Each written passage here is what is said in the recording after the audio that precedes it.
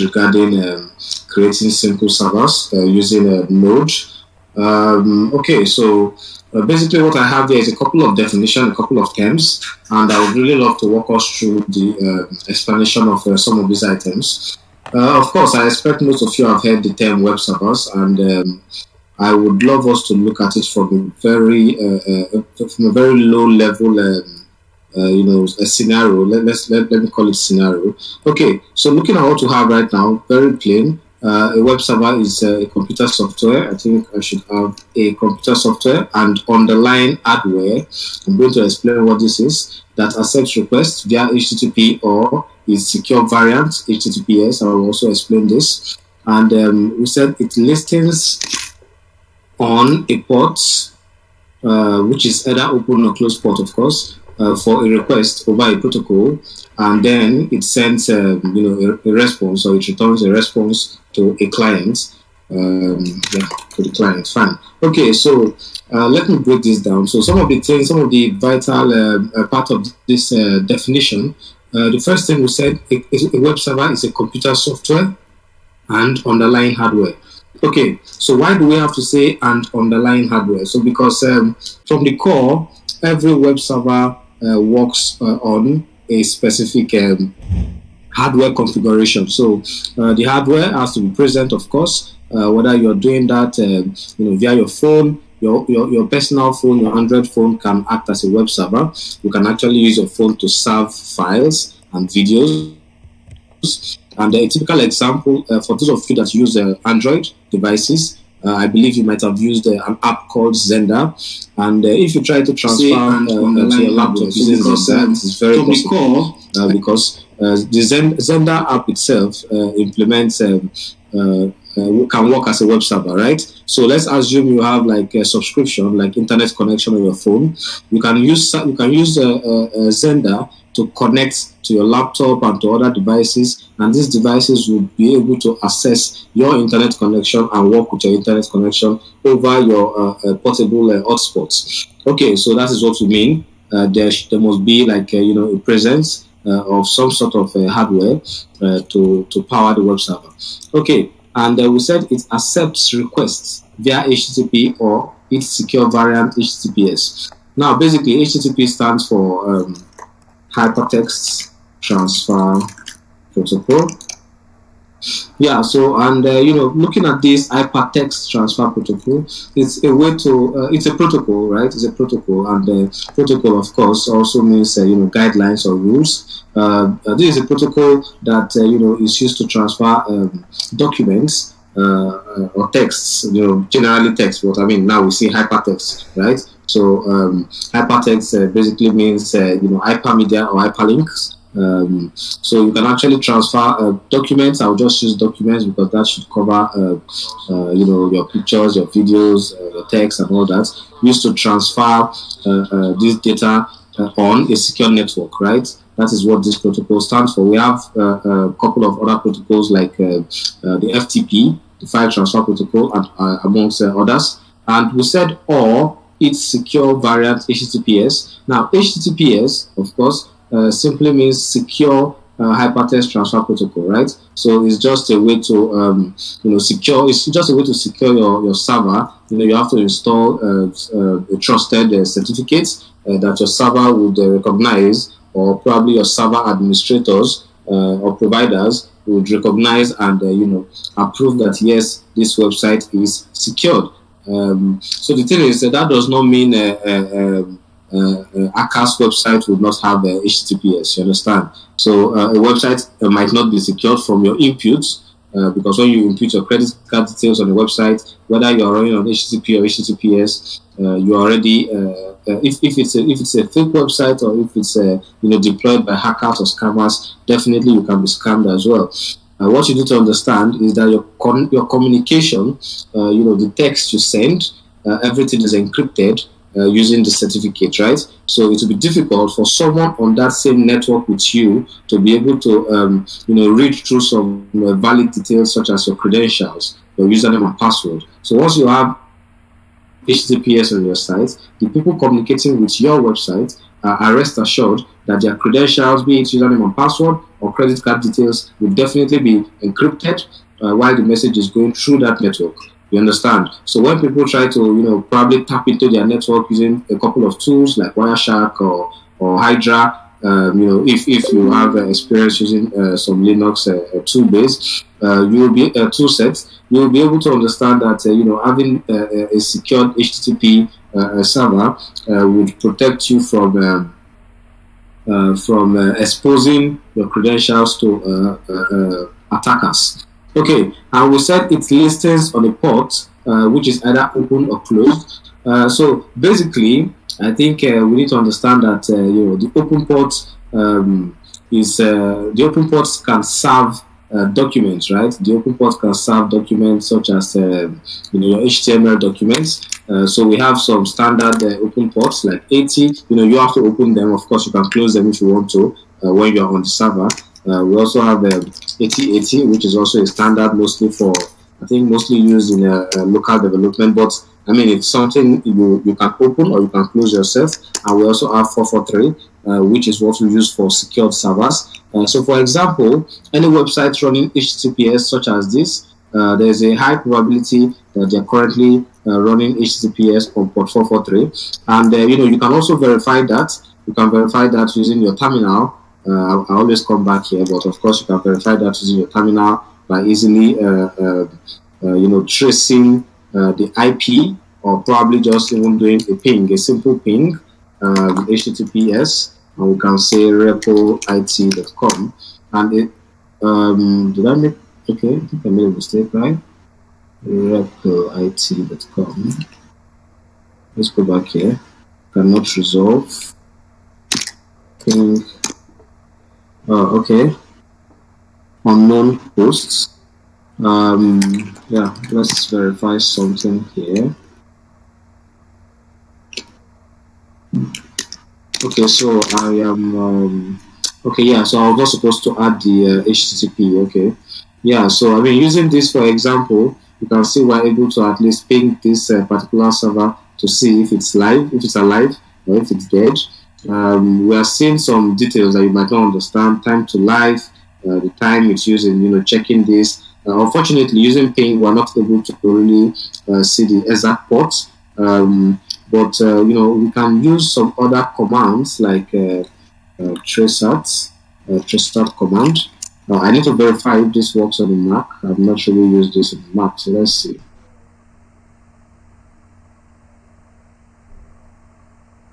Okay, so I think it's trace routes on the Mac. On Windows, it should be traceat. So on Windows, you should have traceat just like this. So let's see repoit.com. And yeah, so as you can see, we're able to trace this. It has multiple addresses with the ports and the domain name. We can also see a couple of other details, though more tracing is happening on the background.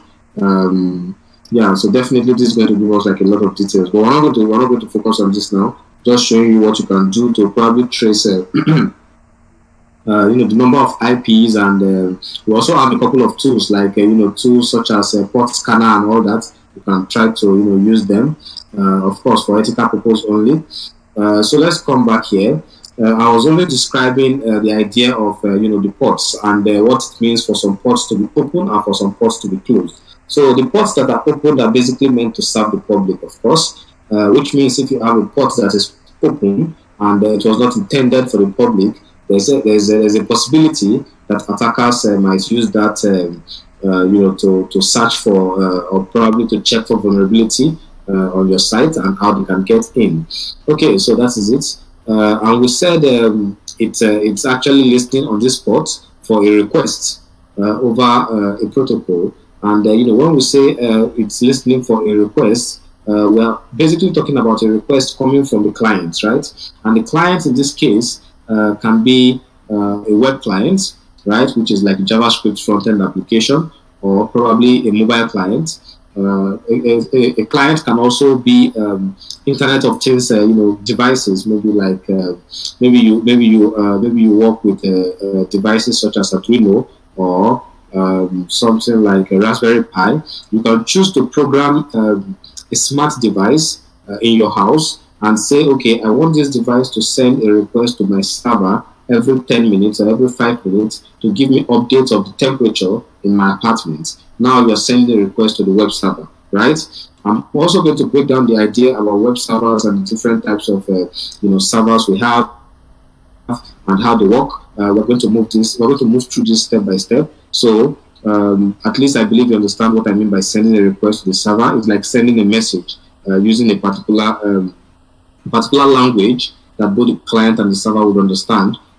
Such examples are JSON or XML. So JSON basically stands for JavaScript Object Notation, which of course I believe we've covered already.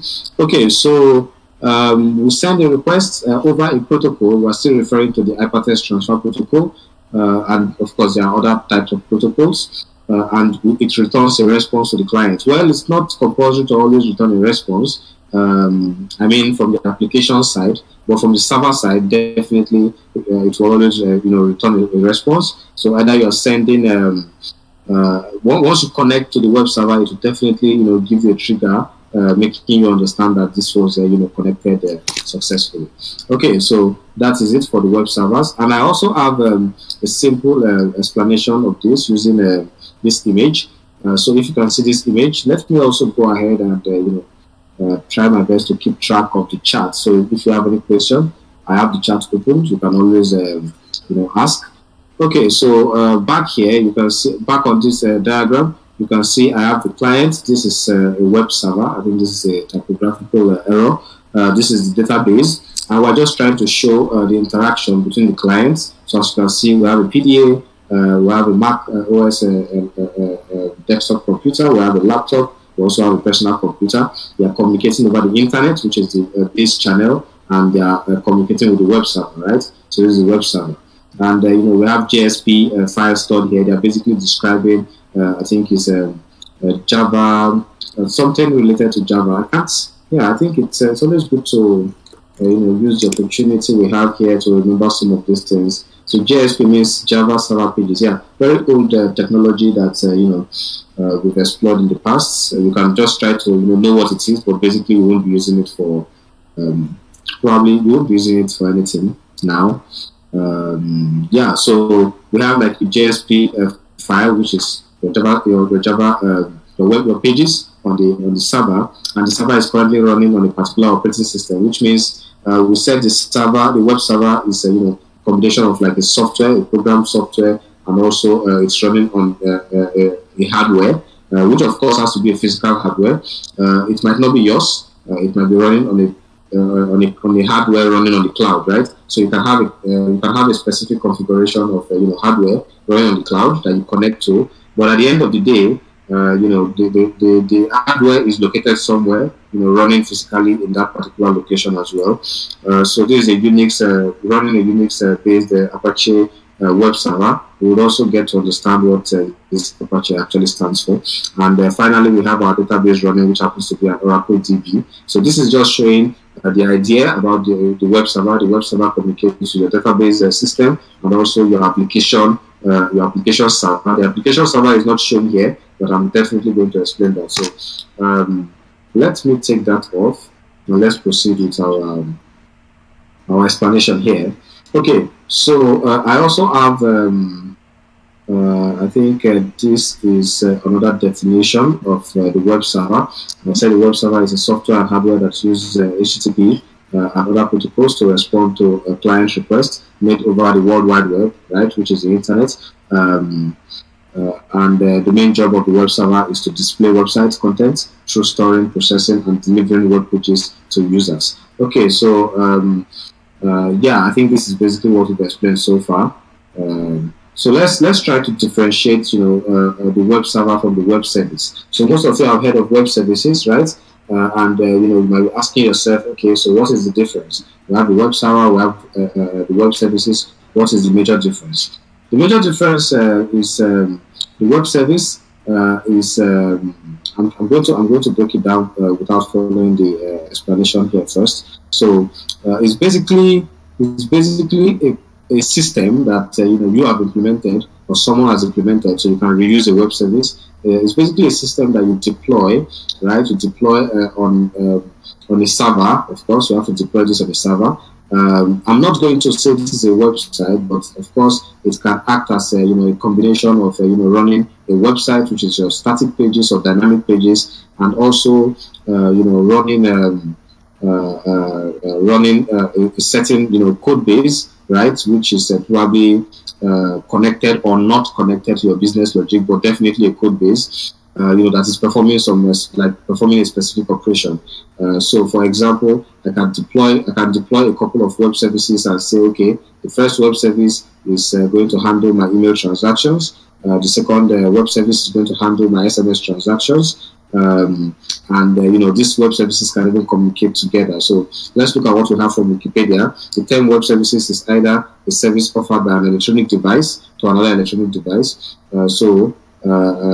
Communicating with each other via the World Wide Web, or a server running on a computer device, listening for a request at a particular port over a network, and serving web documents. Okay, so of course I love Wikipedia, right? I love Wikipedia because some of the things there is actually broken down, but sometimes you can also find it a little bit overwhelming with the terms. So basically, what this is talking about is. I give an assumption. We have something running our emails, right? So we can call this the email server, which I'm also going to explain later because it also means it's also different from your basic web server. The web server serves the HTML or maybe generally documents. The email server is basically deployed for serving emails, right? And we also have something we call SMTP, which is another protocol. We won't dive deep into that anyways. So we also have like the user service, sorry, not the server, but service. Okay, so the idea is, we have a client, right? We have a client trying to perform a specific operation, and, we sent that, maybe I should do user, okay, client worked, okay. So we have a specific client. Let's use this as a client, and this client is trying to perform a specific operation. Well, the client actually has to connect to our application, right? And I'm going to use this as our application. Of course, the icon is partially incorrect, but I will use this as our application. So when I mean application, I'm talking about our application code, right? The code we wrote in Node or Python or any language. So the client connects to this guy, and of course, during that connection, there's also, you need to always understand that there are some points that we might miss here. We cannot have every detail on this picture, but of course, we understand that this connection goes through the internet, right? So I'm going to assume that this is the internet, right? It goes through the internet down to our application server, and the application server is responsible for running your application. I will explain that shortly. Then your application server will reach out to the user service, maybe to do some sort of verification and to check that this particular user exists. Which means when this user sends a request, the user has the tendency to send something like maybe like a key, right, or maybe like a token, right? So this token is going to be collected by the application, and the application is going to ask the user service, is this a valid user, right, based on this token? And if it's a valid user, then send this email. So if you understand the flow, this is not confusing, right? You have the user sends a request. This user wants to send. So this specific user wants to send. So let's assume this is Marvelous, right? And this is John. So John wants to send. I'm going to use ABCD. So this is the token. So John wants to send an email to Marvelous, and what is going to happen here is we just want to do like some sort of validation. This is not like a compulsory step. I just wanted to make you understand the flow. But ideally, maybe this is like an open-ended system.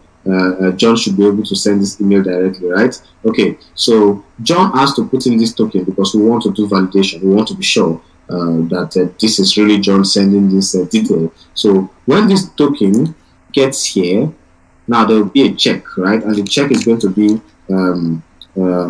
get user detail from DB, and of course maybe you're using like the token to do some checks, but that is not how it's done. Basically, at the end of the day, At the end of the day, what happens is you have to first decrypt the token to be able to get a couple of credentials, like maybe the user ID, right? And you use that user ID to validate from your TV if the user exists. And when the user exists, now that is a service. So we have a service that does that performs that particular function, checking if a user exists. Now, if that particular user exists, what happens is this service will then call email service, and it will trigger a message telling the email service to send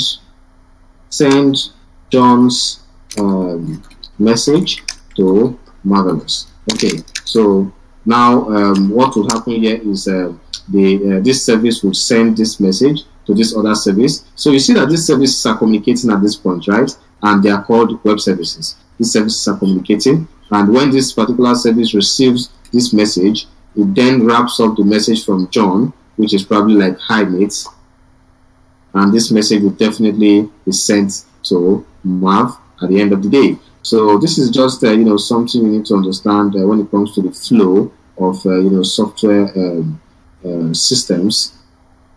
So very simple. The question right now is, okay, where is our web server, right? Where is our web server? So our web server, I didn't show you here. Instead, I showed you the services. Our web server actually is responsible for making everything about this communication work, right? So our web server can actually be an engine. So maybe you have heard of NGNX. I don't know if I have that icon here. I do not. So if you have heard of NGNX,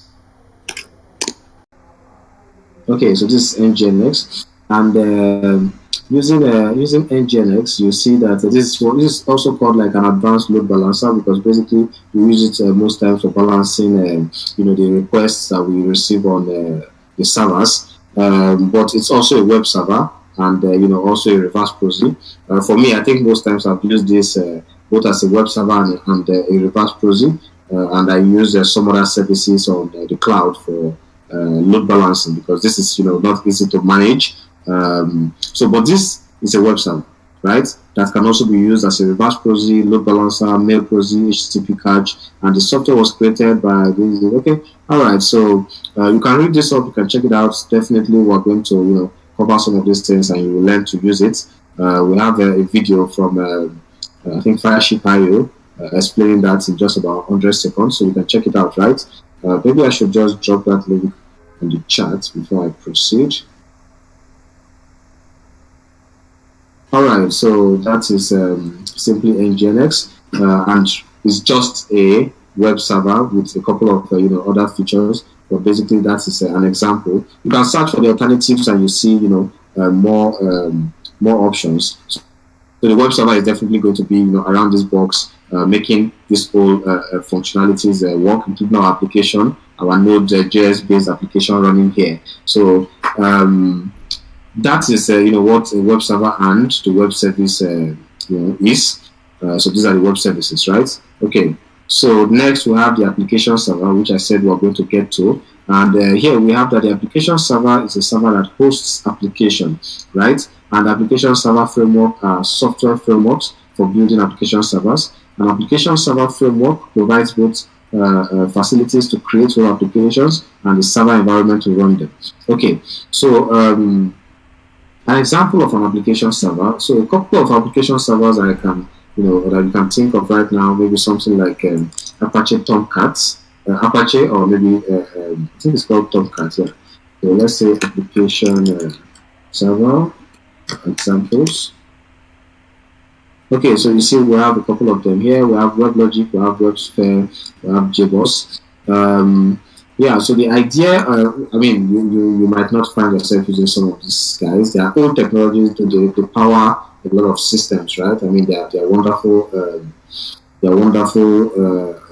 systems, they are wonderful technologies. An application server is a modern form of platform middleware, and it is a system software that resides between the operating system and the application itself, or also it has relationships with your database management system. That is how it connects everything. So the way you work offline, and maybe you're using Node, for example, you can install Node, and Node will act as an application server to pack or to wrap up your code base, right? So all you have is your code base, the code base needs to run on Node. And if you deploy a server without running Node properly and configuring your environment properly, then you might not be able to run your application. So the thing is, even after running your application on a server, I'm going to give another example to break that down. You also need a web server, to be able to route your application to the public, which is route that application to a specific port. So let me, I don't know, maybe you need this. I'm going to take a screenshot. Okay, so an assumption here. I'm going to leave this as the application server. Take this off. Okay, so now we have our application server.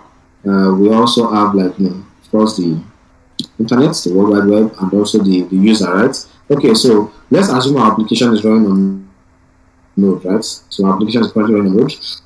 And let's assume we have an operating system. Most times you might find yourself using Ubuntu. I'll just search for Linux. Yeah. So let's assume we are currently running our software on a Linux-based system in the cloud. Now our software is packaged into that Linux system, which means we have installed Node on this system, right? And then this is our application running on Node. Now, at the end of the day, this is a server, but the users will not be able to access this application because you actually need the web service, the web server. So I'm going to use the server farm. I'm going to use let's just go with Windows Server. So I'm going to use this as a web server. Now, this has to be on the system so that you can route your application. And when I mean route, the application is running, of course, but remember the application is running on the local host on this particular machine, right? So the same way you run your application on your laptop, that's the same way you're running the application on the cloud. So you need to make sure that people trying to access this particular machine should be able to directly access this application from their phone. So maybe I type google.com, right? Google is running on a machine, for example, and I type in google.com, and this is what I'm hitting here, the application, because that's what I have access to. So I have access to the application and not the server itself. Now, Google might be running a Linux server, right? And that particular Linux server, has a web server running on it that has to route this application to the user. So when I mean route, it has to this has to be connected to this guy. Okay, so I think I should probably keep it somewhere around here. So this has to be connected to this guy so that when a user, for example, so let's change the flow of this system right now. I'm going to just keep this in between. We can have something clean. All right. So we have our machine, and it's very weird using Linux and Windows Server. So let's go with a different kind of server. Okay. So we have our server, we have our application, communicating, and then we have our user trying to send a message, right? So what happens here basically is you are able to send this message to this server, right? The server would communicate with the application, the NodeJS application. The NodeJS application would receive the values and also trigger a response, right? The response would first. The response will not leave from the application straight to you. The response will have to first go back to this server you are seeing here, because the server is responsible for managing, like, should I say, I don't want to use the term transactions. Rather, I think I would prefer to say the movement of data, right? Because this guy can't communicate with you directly. You are on a network. This guy is running locally, so it has to first come here. And then the server would validate whatever has happened and then send you a response. So the flow is actually very complex, but if you understand the whole system, then you get the point here. So you send something, you can't get to this directly. It first has to definitely reach the server. The server has to then communicate your request and route it to the specific application that you are accessing, which is Node. Node then processes this and sends your detail back to the server, and the server then forwards this detail back to you, right? With a couple of things like the response code and all that, which came from the application. So this is the application server. This is the web server, and they are currently running on a Linux VM. We would call it a virtual machine because, of course, it's virtual on the cloud, right? So that is how it works. Okay, so yeah, let's proceed. I think the next thing we have here is the Proxy server. So this can be quite confusing, but basically a Proxy server is a type of server, right? It's a type of server, and what it does is basically act as an intermediary between the client request and also the resource. So as you can see from our diagram, we said this was a server. This is a web server, and the web server can have a proxy integration, such as NGNX. So we discovered that NGNX can work as a reverse proxy, and it's also a web server. Okay, so what happens here is the proxy server is actually responsible for communication between both parties, right? So which means the proxy server is also referring to this at this point, right? Because this can handle. So if we're running NGNX, for example, which is a software running on the hardware, if we're running NGNX can now be used as a proxy server because we've created a proxy and we've enabled the communication between two different, two completely different systems, which is something coming from an outbound service, which is an external service, and it's communicating with the application. Okay, so that is it. I think I can proceed to reverse proxy. Yeah, we're getting here again. Still referring to the proxy server, but the way it works in this case is it actually sits in front of the backend application, and it forwards the client request to those applications, and it can help you increase scalability, performance, resilience. So these are just different types of proxies, and everything is still referring back to your web servers, because basically you can actually have dedicated proxies working side by side with your web service, your web servers. But at the end of the day, most of the web servers will have a proxy and a reverse proxy integration embedded in it, such as NGNX, which happens to be one of the popular ones, and also Apache. So you can check them out later. Yeah, but as a backend developer, I think most of the time you definitely find yourself using NGNX. But this is great, right? This is great. You can also check it out. All right, so that is it for some of these terms that I definitely wanted us to clear out, right? So the web servers, the web services, and all that. And I believe you were able to grab one or two things from the explanation. I'm going to take off these items right now, so we can work on a couple of code. We're going to walk through a code where we would create a simple web server using Node. We're not going to use any external framework for now. It's going to be pure Node. So I think let's get started already.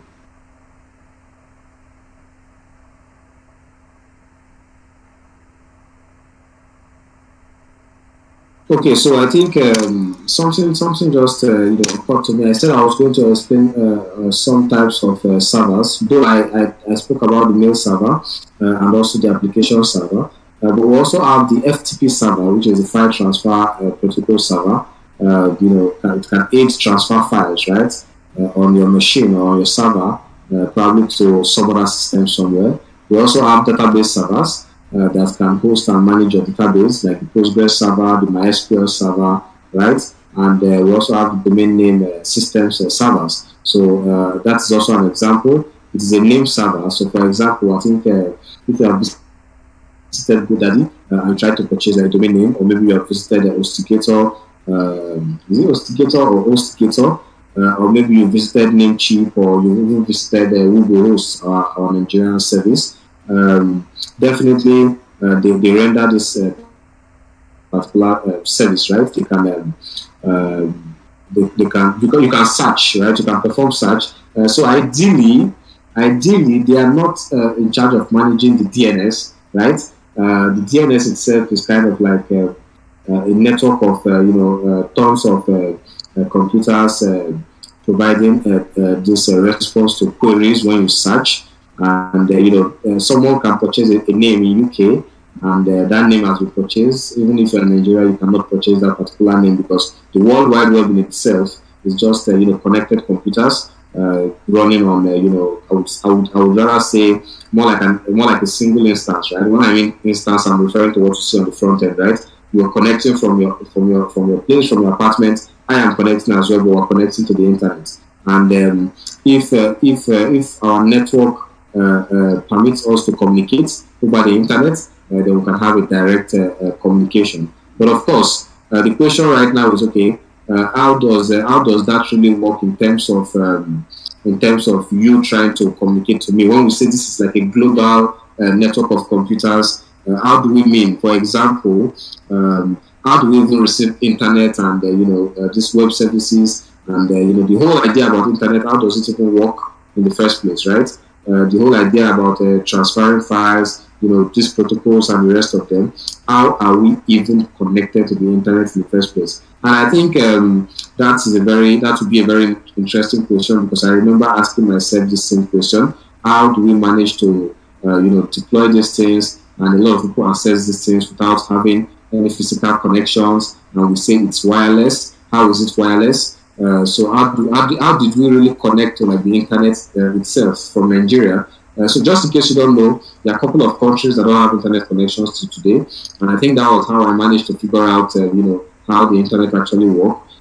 So imagine a whole country without internet connection. If it's actually wireless, why can't someone just receive the signal, right? Why can't someone just purchase some devices and connect to the internet? So it's basically because the internet itself, as we all know, we said is a connection of computers, and it means once your machine pulls out of the internet, then you no longer have access to the internet at that moment. Once you disconnect your device from MTN, from Glo, from Airtel, you no longer have access to the internet. Now, does that make these network providers the internet service itself? Basically, no, but they are just providers, right? Which means these guys are connected to some other source, so that when you browse through their systems, you will be able to gain access to the internet. Now, who are those other sources? Because that should be the next question. So who are those other sources? Well, there are some platforms and services or companies that also aid these other companies like MTN and the rest of them to gain access. So there is no wireless connectivity that they can just use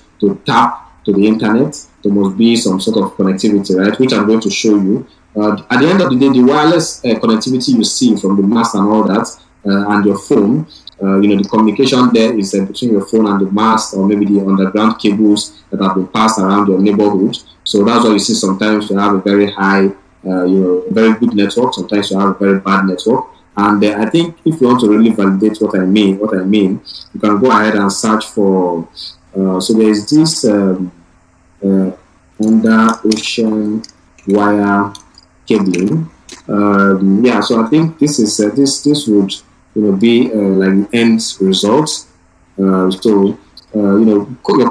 countries actually tap these connectivities from some other from a specific source, and you have this kind of cables moving under the ocean, connecting to some source. So just to know, so that you know. The internet is not magical, and you have cables running across from one country to another, right? So this is not very visible, but you have cables running across. So I think this is a very important fact. It's something I think you have cables running across one country to another. These cables are connecting to a specific platform, and that platform will then provide internet connection to these other platforms such as MTN, Airtel, and the rest of them, which are just acting as an intermediary.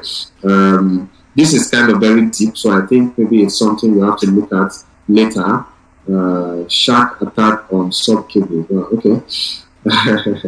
All right, so you can check it out later, right? I'm just going to drop this content for you as well. Just wanted to make sure you understand some of these things. Let me drop this for you on the chat. So now I think we can proceed to writing some code. If you have gone through the, I think I asked you guys to go through, was it the backend team? If you have gone through the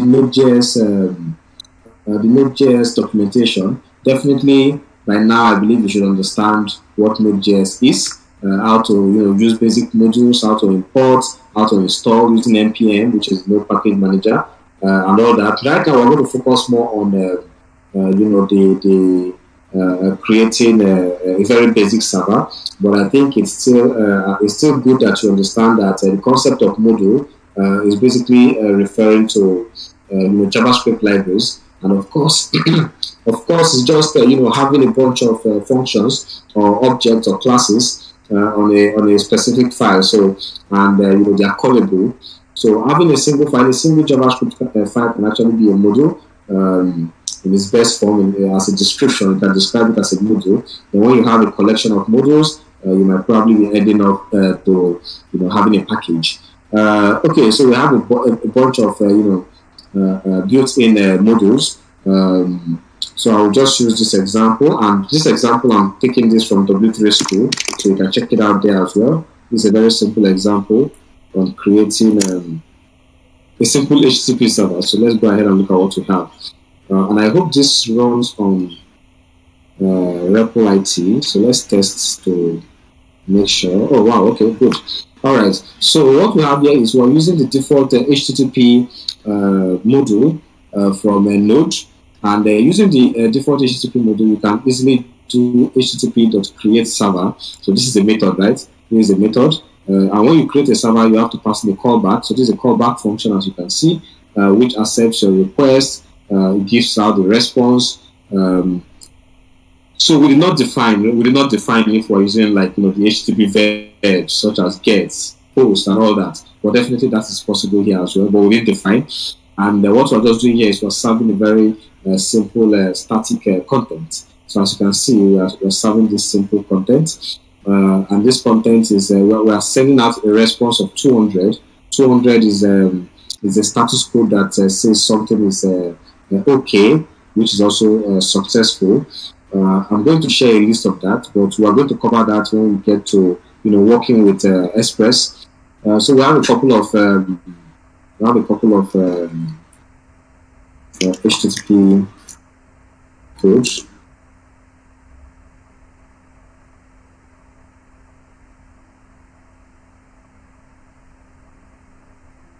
Okay. So looking at this, you see we have, they are grouped into different categories. The first categories are those that fall within 100 to 199. Let me see something. Let's see. Okay, so we have those that fall between 100 and 199, which are basically information responses. If you click on it, you are definitely going to, be shown a lot of responses in here, like status code. We have the successful response, which falls between 200 to 299. We have the redirection messages, which fall between 300 to 399. We have the client error responses, which falls between 400 to 499, and finally the server error responses. So if you scroll down on this page, you will definitely understand the meaning, right, of some of these items. I believe they are all explained on this page. I'm going to share that with you. You can read through, but we're going to use them when we start working with Express. For now, we're just trying to work on the basics, right? So let me also share this. Okay, so back to our code. So what we are serving out here, we said is going to be like an HTML file. That is the content type. So basically, this is how it's done, right? Content type shows the kind of content we're passing out. HTML. We can also decide to say we want to send out application JSON.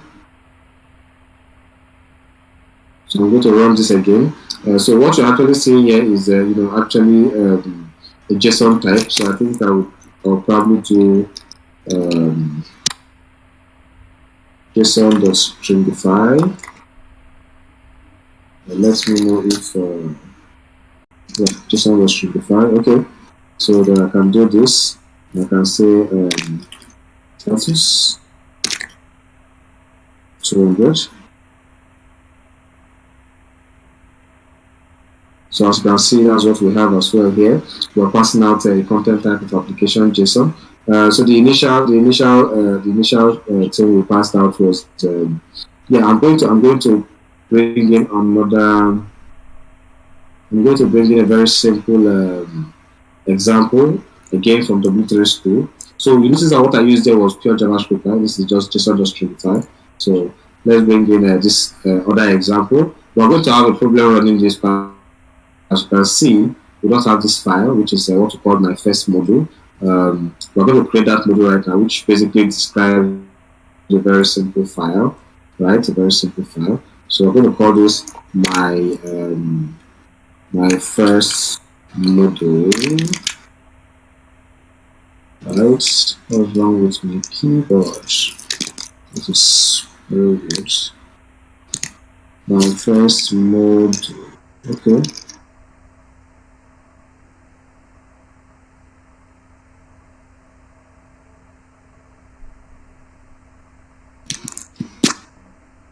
Okay, so we have my first module, and what we're just returning here is a very simple date, right?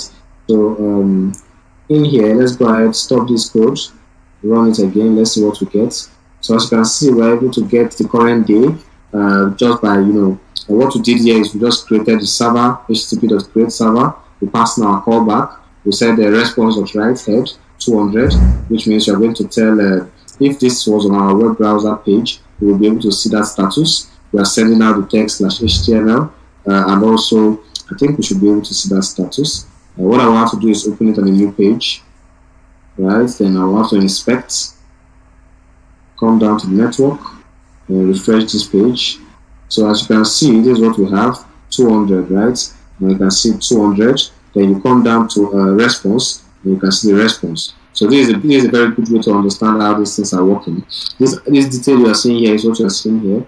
This is a document, right? We said text/html. This is a document of type HTML, as you can see. You can get more details on the header. So on the header, you see we have the status code of 200, version HTTP2, the time it took to transfer, and the amount of size, the amount of data it transferred, which is just 400. I don't know if I should call this bytes, but capital letter B should be bytes, of course. Referral policy, you can see the content type, text HTML. The date that this particular response was sent. Yeah, so there are a bunch of other details here that, of course, you don't need to know at this stage. But you can just, just always search, and you see from our GET request, it's going through an HTTPS server, right? And this is the host, which is the name. What you see here is the host, starting from week 4 backend class 2. This is the host, right? And this is the address. Okay, so as you can see, this address, this might not be very good. Yeah, but if you can see this very well, you will see that this address currently is running on 443, as I explained to you. This is HTTPS running on 443, right? Because once you have HTTPS, it has to run on 443 or also port 93. But I think basically, let's see, HTTPS port. I want to be very sure it's 93, 443. Let's see. I'm not making mistakes, yeah? So I think that was a mistake.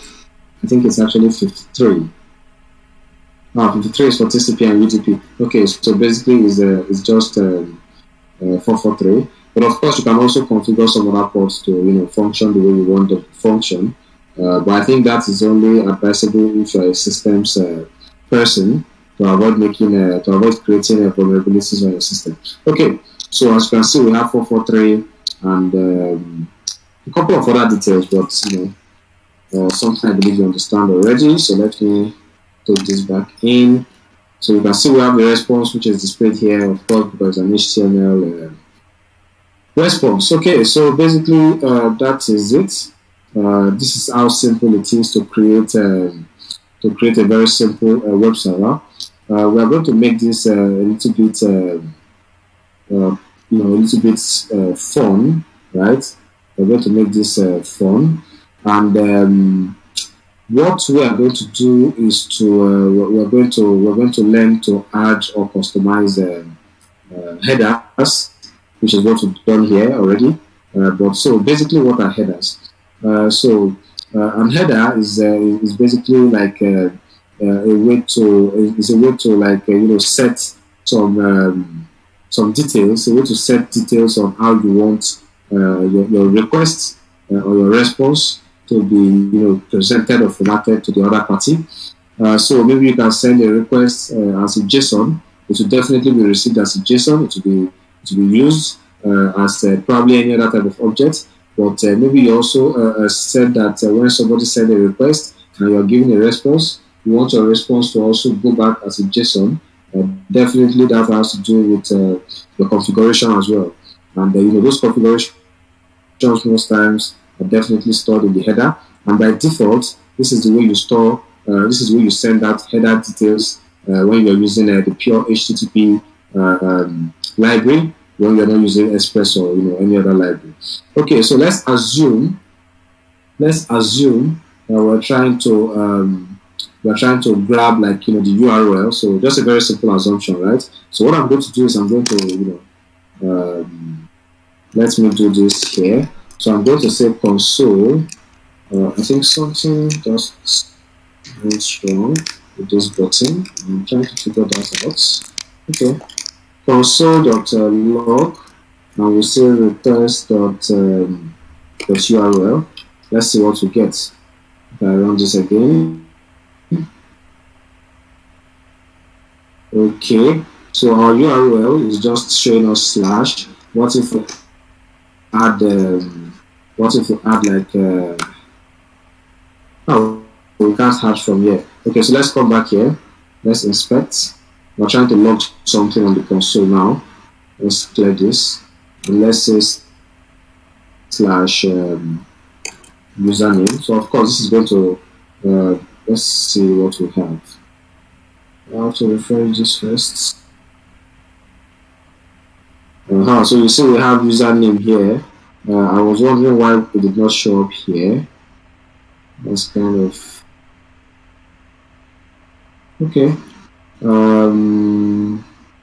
Yeah, I was supposed to send the HTTP details to you. Okay, I did that. Okay, good. So I think we have that detail here anyways. So as you can see, this is our username. So assuming we type something like maybe data, for example. This doesn't make much sense anyways. Right? So by running this, going back here, we should be able to see our data, right? So this is our data. We're able to grab the content of that URL. And the question is, why are we not grabbing everything down to the root 4? Of course, this is more like the base root, and this is not considered to be part of the URL that the user is passing, right? So this is just a way to grab the URL and probably play around with it. Maybe you are trying to check, or you are trying to we're trying to probably edit like the content or grab some content from there. Definitely you can do it this way. Yeah, so I think definitely you can do it this way. Okay, so I think maybe we should move on to performing this action on our local host, right? It makes more sense. You will understand it better as well. Since you've seen a very basic example here, we're going to start from scratch now. We're going to create a very simple HTTP server. So let's go from the terminal, of course. I'm going to just go to my desktop, create a new folder, and I'm going to call this Backend class.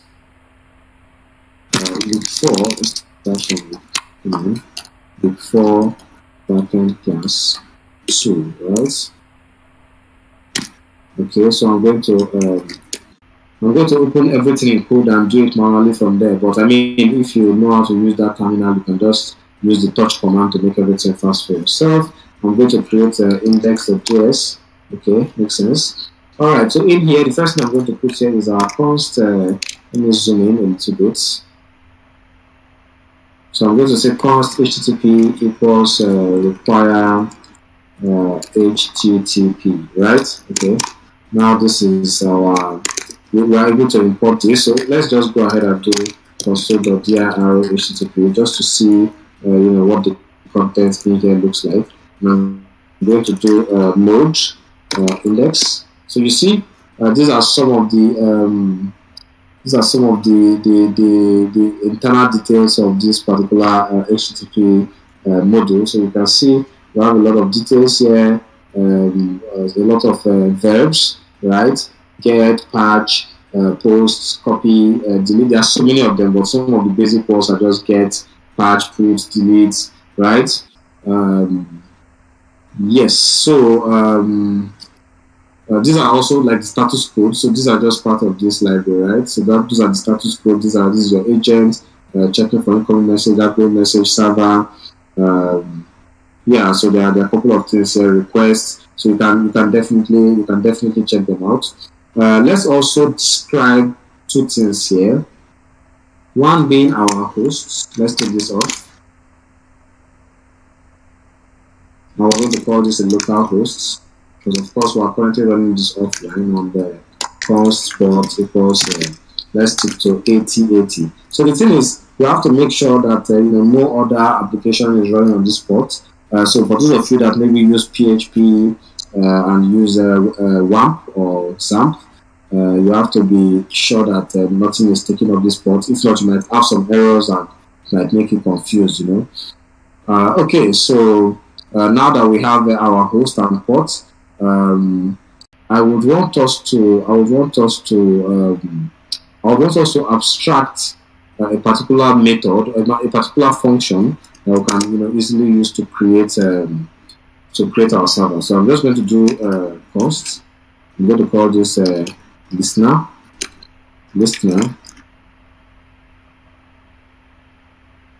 Okay. So REQ, RES, what does that stand for? Request and response. RES.write head. Let's say 200. So write head is just like we're writing the. So what I showed you on the browser, where you have like that status code, right? We're writing this to the head, and we say res.end. Now we can actually add a message here. We're ending with this, my first server. Okay. So now that we have that as a listener, the final thing we need to do right now is to use our listener to create our HTTP server. So I'm just going to do const server equals HTTP.create server, right? And I'm going to pass in listener, right? So now instead of putting like the callback, so remember we're supposed to put this whole thing, as a callback. We're supposed to have this more like this. If you remember, that was what we did the other time, right? So we just have to abstract this away first. So we can just have a listener in there. We can terminate this, and we can just say server.listen on port. Now we're calling this port, and this port will describe 8080. Basically the same thing as doing this, right? So then host also the same thing as doing this. Having a lot of statically typed, we call this stringly types. Having a lot of stringly typed items. It depends. When you notice that you're going to use something most times, it's always better to abstract, right? So if I'm using a very large project and I would prefer to create a class, I might call that class settings, and from that class I might be able to send out items, and I'll make that class an abstract class because we don't need to inherit or do anything or play around with the settings. Basically, we just call the setting and say like setting.ports, right? And it gives us the port. So something like settings as a class.ports, right? And then it will return the port in here. But of course, or maybe like the port is kind of like the variable, then definitely we can also grab it. So let's just stick to what we've created, which is the port and also the host, right? And now we are going to put this within a function wrapper. We're going to say console.log, so that when this connects, we can say server is connected. Okay, very simple, no big deal, nothing serious happens here. So we're going to come down to our node from our terminal. We're going to run this. Let's see what we have. So you see we have server is connected. Right now that the server is connected, it means you can begin to send your requests, right?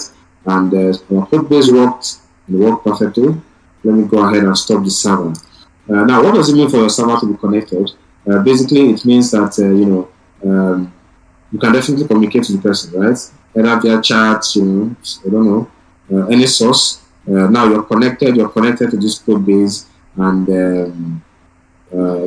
you're connected to this code base, and if you have like a function, that can accept that can accept some sort of data, yeah, definitely you can start. I believe you can start, playing around with something like that. Let's see if I can show you how to serve like a file, just like a simple HTML document.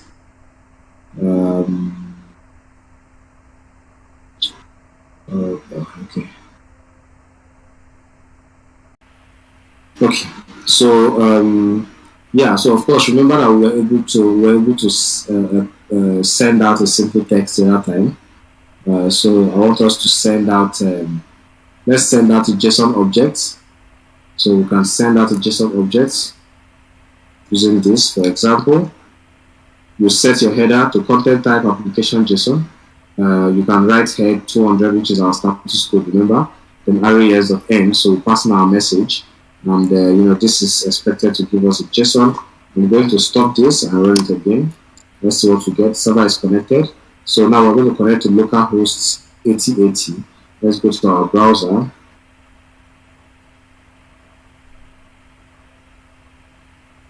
Now let's have the localhost 8080. So as you can see, we have a JSON message. This is a JSON message, right? So this is a JSON response message. This is a JSON response. So you can have like let's put this outside, for example.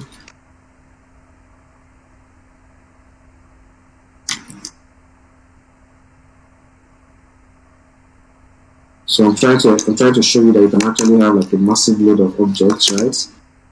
Name.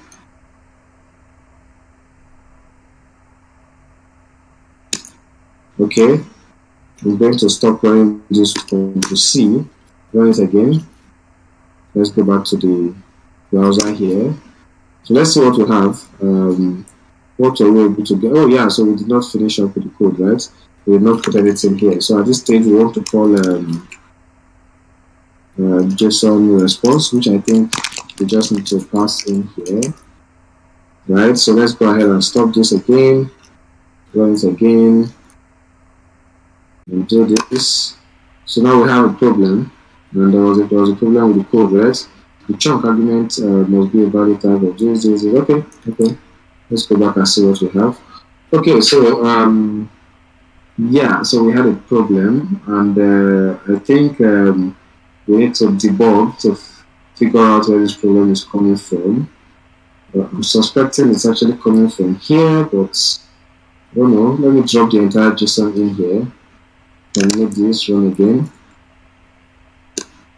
Wow, okay, the same error. Okay, so it means our string, our type here is definitely having an issue. So this is one item. Wonder where the problem is coming from at this stage.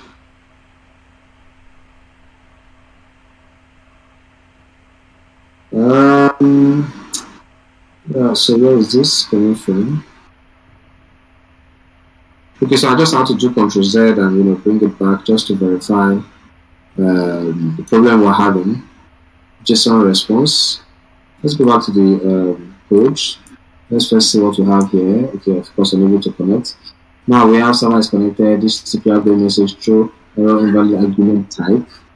Invalid argument type. Marv, I'm seeing res.end. Is it not supposed to be send? No, this is end. This is actually pure HTTP. It's actually end. Let's do that again. Let's see. Okay. I think I figured it out somewhere. Just hold on, please. I think I figured it out somewhere. Okay. So .end it does not pick this item as it's picking this item as an object, right? This object, of course, is valid. This object is a valid. So if I have JSON response, this is valid, but I think we have to really pass this in more like this. So let's go ahead and try that and test once more. Okay, so back to the browser and let's see what we get this time. Okay, so now JSON the pass unexpected character. Okay, good. So at least we're able to understand that the problem was from the fact that it could not recognize this as a valid string. So now it's telling us that it's unable to pass this, which is understandable. So what we need to do is to do JSON.pass or stringify. Right, we need to convert this properly. Let's go ahead, test again, and finally, boom. Okay, yeah. So this works. Okay, yeah. So you use res.send if you're actually working with some frameworks, but it actually depends on the res the response implementation on that specific framework. In HTTP, which is the base library for Node. It's actually end. Okay. All right. So yeah, that's a very simple example. Of course, you can also. I just saw another example where they passed in. They are able to set the header to upload the file attachment. Right, the file attachment. We will do this more when we are working with a Postman. You will see how you can upload a CSV file and probably play around with the CSV file. I think I can also let's see what can I show you here.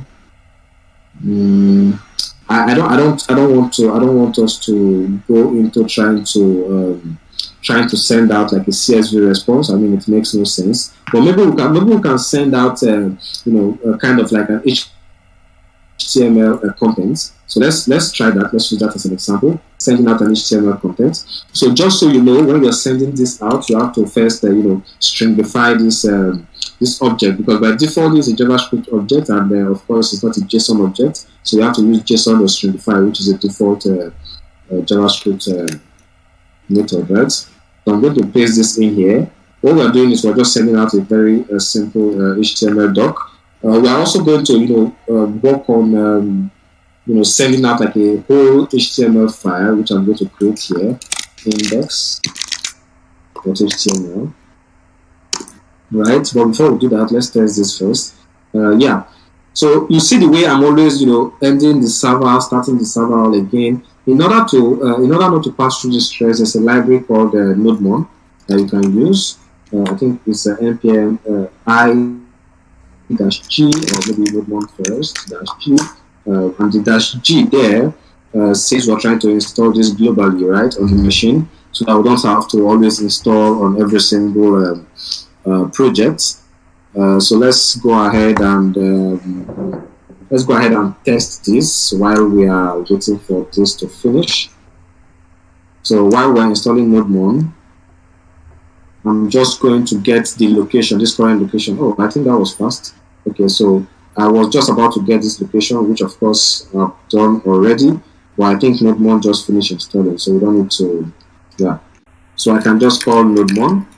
And I can call this file, right, which is our index, index.js. Let me just make that work properly. Okay, so now we have server connected. If I go in here and I save, you see it automatically refresh. So if I change the value in here, but let's go ahead and test this first and see what we have. So as you can see, we're able to print this. This is HTML, and this is basically coming from what we have here, right? So I think maybe the next thing we should try to work on right now is how do we really serve out like an entire HTML page. How do we serve an entire HTML page? So first off, I think we need to understand that we have to first read the HTML file, which is I think the most important part here. We have to first read the HTML file, and after reading the file, then we have to send out the entire content of the file. We have to pass the entire content of the file into the let's do that. We have to send out the entire content of the file into the end, right? So let's do that by saying const fs equals require. So fs means file system, also a part of the core, Node.js library. So we're going to do fs and also dot promise. Okay, so calling this as a dot promises, it means we're trying to say we want a file system option from Node that can actually resolve that can actually resolve the file as a task, right? Not just because remember I told you that Node itself is kind of running on one single thread, right? One single, which means everything is just moving. It's not just moving. It's not really concurrent. So we're going to use the promises to resolve the file before we move on to the next thing. And basically that's what that means. Let's go ahead and take off some of these items, and we are going to first call the fs.read file, which is used for reading the file, and we're going to use the directory name, which is going to point on this particular directory. So anytime you call dir arrow name in Node, you are referring to that base directory. So just to show you what that means, if I do console.log the dir arrow name, right, and we try to print this, yeah, I can't just print that unless I do it outside the function. So let's do it outside the function and let's see. So by calling this, you see we have user brain desktop with 4 backend class, right? So it's basically just similar to what I did earlier, pwd, but pwd is basically like a bash command, and this is the dir arrow name is just more like a node command, right? So let's go ahead and continue with this. I'm just going to do the dir arrow name, right, and we're going to append it to our file, which is the index.html file. Then we're going to do .then, which is our promise here, and we're going to do the contents, right? Okay, so we're going to now pass out the details, which is our response.set. The header, we need to first say that this is a content type of text / HTML, right? A content type of HTML. Then we also need to say right head, which is of course to set our status code, and we need to send out not listing, but send. Almost made a mistake. Content, right? So let's see what we get by doing this. Basically, we don't have anything in here, so I'm going to do h1 hello world, right? So just to see what we have. This is also saved, which means right now you can just run this, and as you can see we have hello world. Yeah, so if you have like a bunch of HTML code base, maybe like looking at what we did the other day, we can easily just move that in here and it will definitely function, which means we have a backend that is serving our front-end code right now. Yeah, I think that should be in not the PDF. Top Universe Bootcamp, workshops, front end, and we have this file. So basically, we can just pick this whole item. I mean, let's try that. Let's see if that works, right? If it's possible to also have an HTML file connected to some other stuff, right? So I'm going to copy this whole set of item, Ctrl C, paste it in here, delete this file, and use this as our main HTML file. Then let's go back to the browser, and let's run this. Yeah, so we're able to get the data. The only problem here is we were unable to just access this assets. So I think that is the main problem here. We are unable to access it. So, but let's see if I move this down into yeah. So we move there.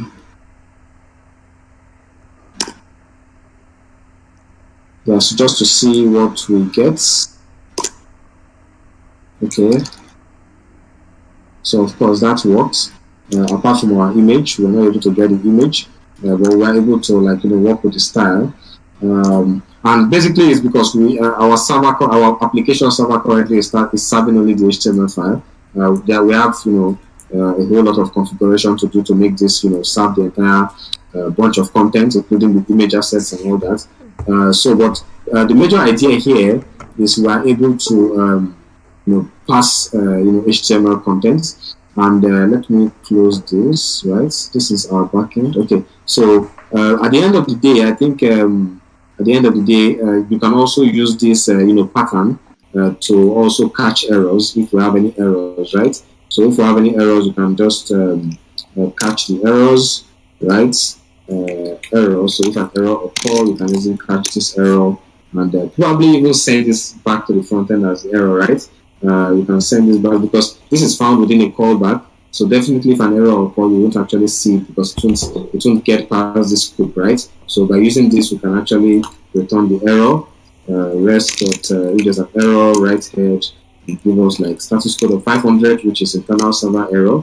Then res.end, and you send back the error. Then finally you return. Okay, so if you have an error, definitely this will be sent back to your clients, right? Back to your client. So this is good. I think there are more things you can also do, like use your if statement to check if they are sending in a post, a put, a post, a get, all that, which of course doesn't make much sense, but I mean it's quite good that you understand what is happening here. Yeah, so I think that's how it works. Basically, it's not as structured as that is the main reason for the frameworks, right? At the end of the day, these frameworks that we use are actually working with HTTP under the hood. So the framework, for example, like Express uses HTTP. Happy, these other frameworks they all use HTTP. By default, if you want to check the routes that is coming in, you can actually do that by using cases, right? So this is an example of what a case looks like. This is a case where they are checking for, they're checking to see if the URL that came in was actually /book. So, but let's assume that we're checking if the URL that came in is more like, let's say /hello, maybe. So this is saved already. Let's go back here. If we run the base, nothing happens. If we run /hello, let's see. We have to, this was, this crashed. We'll have to run this again. It keeps crashing. So let's see where the problem is coming from. Unexpected end of inputs. I think this means I need this, right? Okay. So let's see. Running now. Back to the browser. Let's see what happens. /hello. /hello just it's trying to resolve something, but unfortunately it can't resolve anything, and I think that's because we did not send any defaults, right? Ideally you can actually send like a default, and on the default you say this did not match any routes, right? So because we are not checking for that route, so saved, run again, this did not match any routes, and you say /hello. As you can see, it will be able to send out this detail. But let's see. Probably we have an error here already. Let's try to understand what is going on. But yeah, it was not able to get /hello. Okay, so let's first try to see the console.log requests.url. Alright, so let's see what we have here. I'm going to go back to the browser, run this. We should be able to see we have /hello. Okay. So what is the problem here? What is the problem here?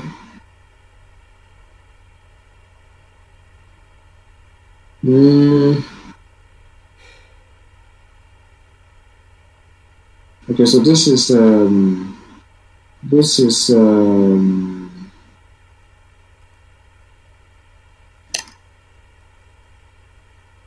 yeah. So let's just log and see what we get. Oh yeah, hello. Okay, so we're able to enter this function. So it's obvious that we're able to enter this function, but something went wrong.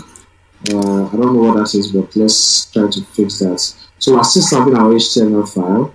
If there's an error, we said it should return the error. Serving out this contents. Okay, so what seems to be the problem? Let's go ahead and try this again. And we still get the error. This did not match any routes. Now a case of hello. Okay, so this is quite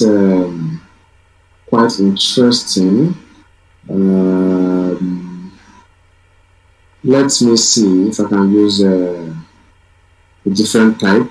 So I'm trying to figure out if the problem is, reading from this file, which basically is what I'm suspecting to be the problem. So we're going to test this and try to figure it out. Okay, so our then ended on this line. Let's take off the catch, save this, just see how we have the same problem. Okay, so let's go ahead and just try to return something very basic, right? So I'm going to hit enter. res dot end hello world. Yeah. Okay, so let's also put in our res dot set header here, and the set header is going to talk about the content type and application. Let's say okay, let's do application JSON.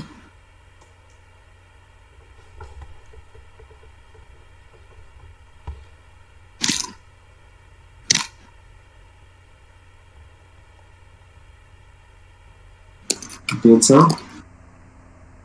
Okay, so let's see what to get from here. Okay.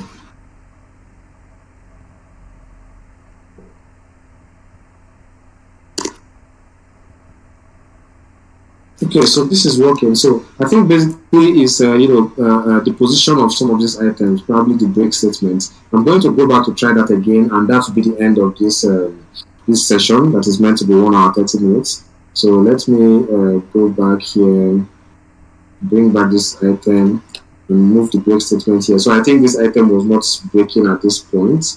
Format this properly. Get to understand what is going on here. This is case file. Okay. I mean, this is not Python, so I don't expect I should be doing all this, but yeah. Return. Okay.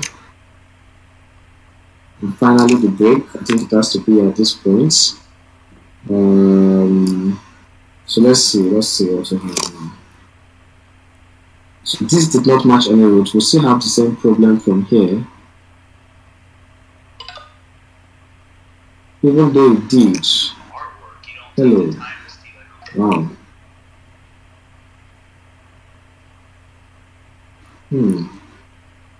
Okay, so I think we still have to we'll still have to probably check out this particular method here and know what is going on. But there's a problem, obviously. There's a problem with internal error. The other side cannot set it.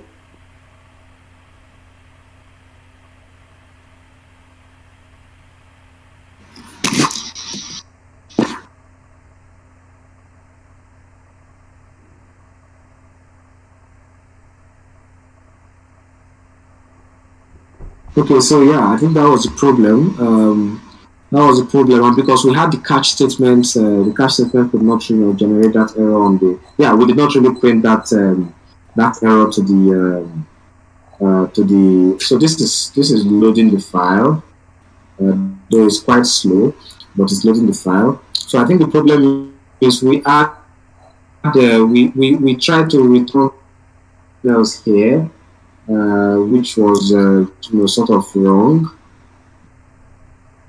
I don't know why this is wasting time to load, but we have to be already. So I think maybe what we would have done is try to console and log the error, right? So we can know the specific error before we try to look for a way to fix it. That would have been an easier way to fix that error than going back and forth. So which means we can actually have like multiple routes, right? We can have multiple routes. This is hello. We can have another route with a case statement. This is not feasible, right? It's not really scalable, but at least it's a starting point to understanding the core HTTP in Node.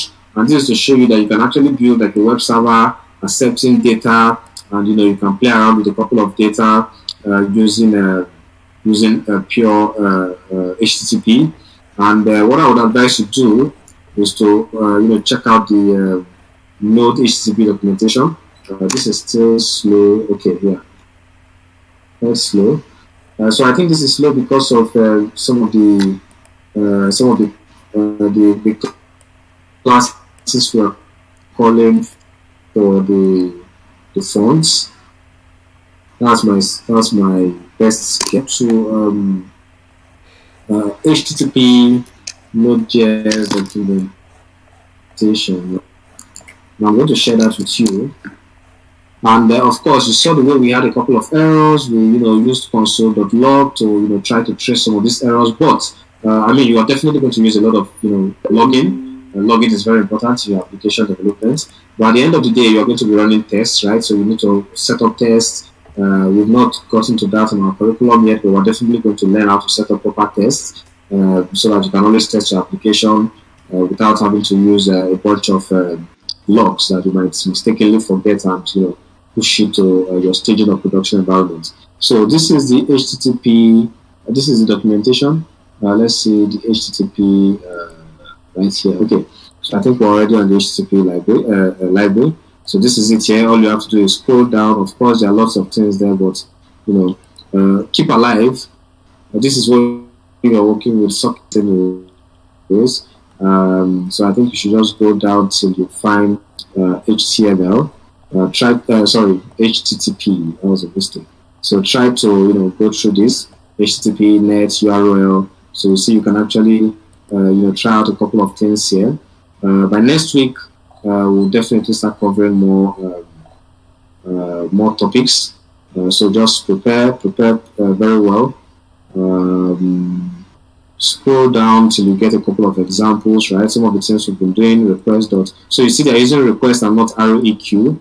So you can change yours. I mean, you can use something different. You use request and response or ROEQ, RES, just to make sure we know, we understand the context of those two callback arguments. Okay, so you can set your header. I think that is for setting headers. So you scroll down, you see you have some options for setting user agents, you setting hosts options, just like this. So the documentation is pretty wide and sometimes confusing. If you have any question from going through the documentation, you can drop it on the chat and I will definitely attend to it, maybe now or within during the weekend or even next week. So just take your time to go through this. It's very, very important that you do. I think that should be all for the call. Thank you very much for joining. Let me drop this link and we should be ending the session already.